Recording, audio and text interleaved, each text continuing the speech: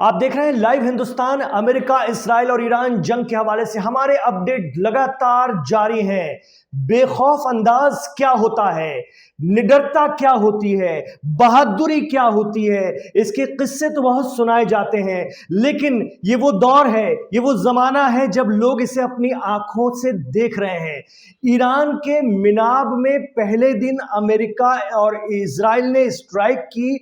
बच्चियों का, लड़कियों का गर्ल्स स्कूल था जहां वो तालीम हासिल कर रही थी, उनको बुरी तरह से क्षतिग्रस्त कर दिया और 100 से भी ज्यादा 165 से भी ज्यादा बच्चियां, लड़कियां उसमें शहीद हुई, ऐसा ईरान ने दावा किया। आज चौथे दिन खतरा उससे भी बड़ा है। लगातार एयर स्ट्राइक हो रही है, मिसाइलें आ रही हैं, यूएसएस अब्राहम लिंकन से मारा जा रहा है।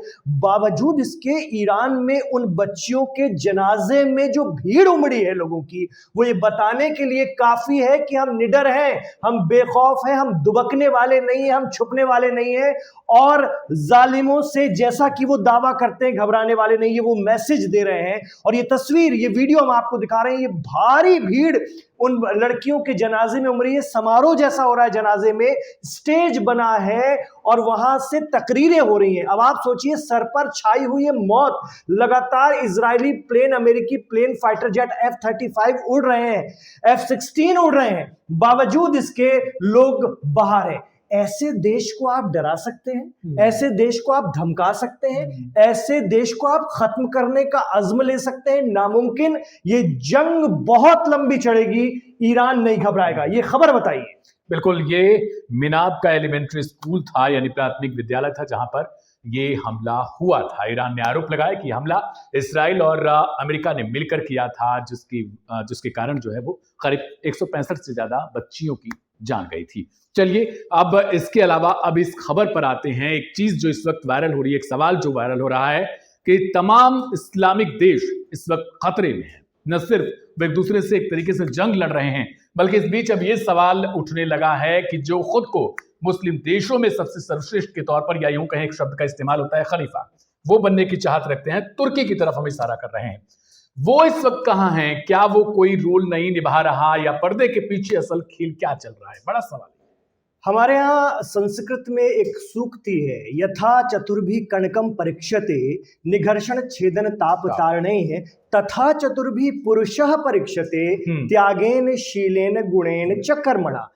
जैसे सोने की परीक्षा वक्त आने पर उसे खींच कर, ठोक कर, मार कर और गर्म कर कर होती है, तपा कर होती है, तब वो खरा सोना बनकर निकलता है।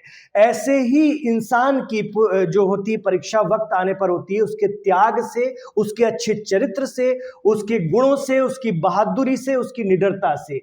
तो वो लोग जो बनते तो थे सोना, या दिखने की कोशिश तो करते थे सोना, निकल रहे हैं पीतल। ये उनकी निशानियां हैं और ये हैं बड़े खलीफा बनने की चाहत रखने वाले, इस्राइल को धमकी देने वाले, नेटो के सदस्य होने वाले और बहुत बड़ी नौसेना, नेवी रखने वाले, ऐसी की अजय नेवी रखने वाले।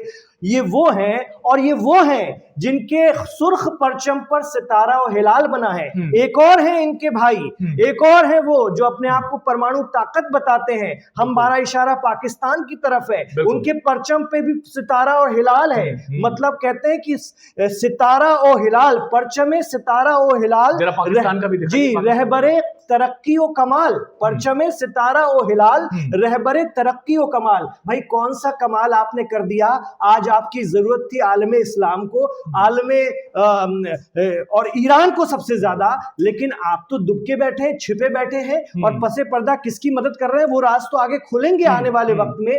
लेकिन इमाम आयतुल्लाह खामने ये सवाल उठ रहा है, सोशल मीडिया पर लोग चर्चा कर रहे हैं, वो दो ताकतवर इस्लामिक मुल्क जो अपने आप को इस्लामिक मुल्क कहते हैं, जो कहते हैं कि हमारे पास बड़े हथियार हैं और हम दूसरों के साथ जो डिफेंस डीलें करते हैं, आज आप कहां हैं? ये वो चेहरे हैं जिनसे सवाल करेगा आलम इस्लाम आने वाले दिनों में। जब आयतुल्लाह अली खामनेई उस खरे सोने की तरह जामे शहादत हासिल कर रहे थे, तो आप किस खंदक में डूब के बैठे हुए थे? आपको इसका जवाब देना पड़ेगा। आप निंदा कर रहे हैं और अजीब सी निंदा कर रहे हैं, कह रहे हैं ये नहीं करना था अमेरिका को, वो नहीं करना था, और ईरान को भी हमला नहीं करना था। भाई उसको तो मारा जा रहा है तो वो रिएक्ट कर रहा है। आपकी निंदा, ये जिसको आप बैलेंस निंदा कह रहे हैं, मजम्मत कह रहे हैं, इस पर सवाल उठ रहा है सोशल मीडिया पर, इस पर सवाल उठा रहा है मीडिया, और इस पर वो लोग बयान दे रहे हैं, सवाल कर रहे हैं, जो आपको ये मानकर चलते थे कि आप बहुत ताकतवर हैं और वक्त आने पर आप खड़े हो जाएंगे ढाल बनकर। आप लोगों ने तो अपना चेहरा दिखा दिया। बिल्कुल, एक बारी हम पीछे चलेंगे। तुर्की की जो क्षमताएं हैं, क्या क्या वे दावे करते हैं, क्या क्या उनके पास है। आप सोचिए कि इस्लामिक देशों में कहीं ना कहीं अपने आप को इस तस्वीर प्रदर्शित करते हैं ये दोनों देश जिनकी मैं बात कर रहा हूं, और आखिरकार उनके पास क्या क्या है और कर क्या रहा है। डिफेंस बजट की बात करें तो करीब करीब 20 से 25 मिलियन के अप्रॉक्स इनका दावा किया जाता है। ठीक ठाक डिफेंस डील है। इसके अलावा largest military spenders in the middle east, जो उस खाड़ी के देश हैं उसमें सबसे ज्यादा ये अपनी रक्षा पर, ये अपनी सेना पर खर्च करते हैं, ऐसा कहा जाता है। एक्टिव पर्सनल की संख्या 4 लाख से ऊपर है। इसके अलावा अगर बात करें मेन बैटल टैंक्स की, लेओपार्ड 2A4 M16 टैंक हैं। इसके अलावा बहुत सारी चीजें, आर्मर्ड व्हीकल्स की बात करें तो थाउजेंड्स के करीब बताई जाती हैं। आर्टिलरी सिस्टम्स है इनके पास T155 फेटिना। इसके अलावा रॉकेट सिस्टम भी है TRZ 300, मल्टीपल लॉन्चर्स हैं इनके पास। अब बात करते हैं फाइटर जेट में, तो ये करीब करीब अमेरिका के 240 प्लस F-16 फाइटर जेट ये रखते हैं। वहीं दूसरी तरफ मॉडर्न एडवांस व्हीकल सिस्टम हो या फिर हम अगर बात करें वेपन्स की, तो वो है ग्रोविंग UAV फ्लीट। इसके अलावा अगर बात करें तो ये 5th जनरेशन के फाइटर जेट प्रोजेक्ट कान पर भी काम कर रहे हैं, जिसको बहुत खूबी ये बेचने का भी बहुत प्रयास करते हैं। अब अगर हम एक और ग्राफिक है उसको भी प्ले करें, तुर्की का पीछे। जी बिल्कुल, तो तुर्की से बहुत सारे सवाल उठेंगे। जी ठीक है, तो अगर इधर बात करें तो 4000 से ऊपर इनकी टैंक बताई जाती है, आर्टिलरी करीब 3000 के ऊपर बताया जाता है। वहीं अगर नेवी की बात करें तो 50 प्लस फ्रिगेट्स की बात करते हैं, ये 12 सबमरीन इनके पास है। और कहीं ना कहीं ये चीजें पाकिस्तान की तरफ भी दिखाई देती हैं। पाकिस्तान का भी एक बार प्ले करके बता दें, उसके बाद हम दिखा दें कि देखिए पाकिस्तान भी दावा करता है करीब 9 बिलियन डॉलर जो है इस वक्त इनका डिफेंस बजट बताया गया था, 10 से 12 की अप्रॉक्स है। अगर हम इधर बात करें लैंड फोर्सेस की, तो एक्टिव पर्सनल की संख्या 6.5 लाख के ऊपर है। 2000 प्लस मेन बैटल टैंक्स इनके पास, 3000 से ज्यादा आर्मर्ड व्हीकल्स हैं। और इनका एक डील है चाइना, तुर्की, पाकिस्तान का, ये मिलाकर एक और अलग डील है कि डिफेंस पार्टनर में देखें तो तुर्की के साथ भी इनका है। एयरफोर्स की बात करें 250 प्लस फाइटर जेट्स बताया जाता है, F-16, JF-17 जिनको ये बहुत अच्छा दिखाते हैं ये। इसके अलावा चेंगदू J-10C चाइना का है। बहुत सारी चीजें इनके पास है, न्यूक्लियर वॉरहेड्स भी हैं इनके पास। लेकिन बड़ा सवाल ये है ना कि जब सऊदी अरब पर बात आई है, सऊदी के रियाद में ईरानी ड्रोन गिर रहे हैं, तो वो पाकिस्तान जिसने सऊदी के साथ डिफेंस डील कर रखी है, जिसके 5000 सैनिक सऊदी में तैनात हैं, वो कहां गए? वो किस तरह से उनकी मदद कर रहे हैं? आप कहीं भी नजर नहीं आ रहे हैं। आपने किस तरह की जो सुपारी ले रखी है कि आप ना इधर दिखते हैं ना उधर दिखते हैं, जब आपको बोलना चाहिए तब आप बोल नहीं रहे हैं। ये सवाल इनसे किए जाएंगे इन देशों से। और जिस तरह से ईरान को तो देखिए अपनी जंग अपने आप लड़नी थी और वो इसके लिए तैयार था। उनकी तैयारियां जैसा कि मीडिया रिपोर्ट बताती है आज से नहीं थी, बरसों से थी। और उनकी आवाम का जो जज्बा है वो भी आपने अभी तस्वीरों में देख लिया, बेखौफ होकर वो निकल रहे हैं, अपने शहीदों को सलामी दे रहे हैं, अपने शहीदों के जनाजों को आखिरी सलाम कर रहे हैं। तो उनको कोई फर्क नहीं पड़ रहा है। लेकिन फर्क आगे जिनको पड़ेगा, जिन्हें बनना था वहां पर। पाकिस्तान बहुत दबदबा बनाना चाहता है 57 इस्लामिक मुल्कों के बीच। तुर्की तो खलीफा बनने की चाहत रखते हैं। एर्दोगान की तो बड़ी ख्वाहिश है, कही जाती है ना कि वो सल्तनत उस्मानिया का वो दौर वापस ले आए। वो कहते हैं यरूशलेम हमारा है, और उन्होंने एक बार खुद दावा किया था कि हमने इजराइल से सारे कारोबारी रिश्ते खत्म कर दिए। तो भाई जब आपने ये सारी चीजें कर दी, तो आज आपको कहीं ना कहीं तो कम से कम बीच बचाव में तो आना था। लेकिन आप ना किसी को डरा रहे हैं, ना धमका रहे हैं, ना किसी से कोई बातचीत कर रहे हैं। अब अंदर खाने आप क्या कर रहे हैं वो आप कह सकते हैं, लेकिन अभी आपकी भूमिका आज चौथे दिन कोई बहुत बड़ी नहीं दिखती जिससे आपको उम्मीदें थी।